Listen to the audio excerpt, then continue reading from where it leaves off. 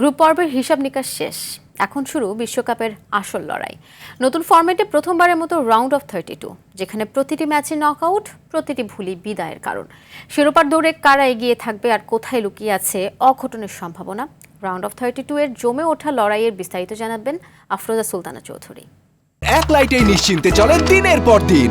Walton emergency bulb, the best emergency bulb. Group পর্বের হিসাব নিকাশ শেষ। এখন শুরু বিশ্বকাপের সবচেয়ে কঠিন অধ্যায়, নকআউট। নতুন 48 দলের বিশ্বকাপে এবার প্রথমবার মতো রাউন্ড অফ 32। এখানে একটি হারে বিদায় আর একটি জয় নিয়েই যাবে শেষ 16 স্বপ্নে। রাউন্ড অফ 32 এ সবচেয়ে আলোচনার ম্যাচগুলোর একটি নিঃসন্দেহে পর্তুগাল বনাম ক্রোয়েশিয়া, যেখানে অভিজ্ঞতা, তারকা আর ট্যাকটিক্যাল লড়াই মিলিয়ে ম্যাচটি হতে পারে আগে ভাগে একটি ফাইনালের স্বাদ।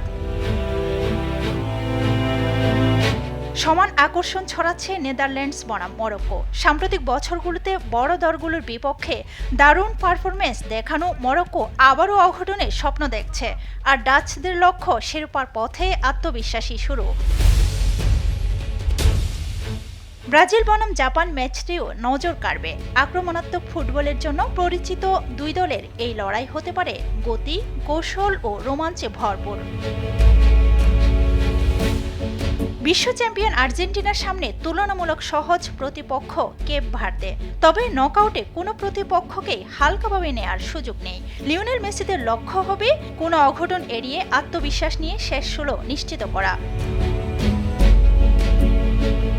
এদিকে ফ্রান্স বনাম সুইডেন, জার্মানি বনাম প্যারাগুয়ে, ইংল্যান্ড বনাম কঙ্গো, বেলজিয়াম বনাম সেনেগাল এবং কলম্বিয়া বনাম ঘানা ম্যাচগুলো হতে পারে সমান প্রতিদ্বন্দ্বিতাপূর্ণ। বিশেষ করে আফ্রিকান দলগুলোর গতি ও শারীরিক সক্ষমতা ইউরোপ ও দক্ষিণ আমেরিকার পরাশক্তিদের জন্য বড় চ্যালেঞ্জ হয়ে উঠতে পারে।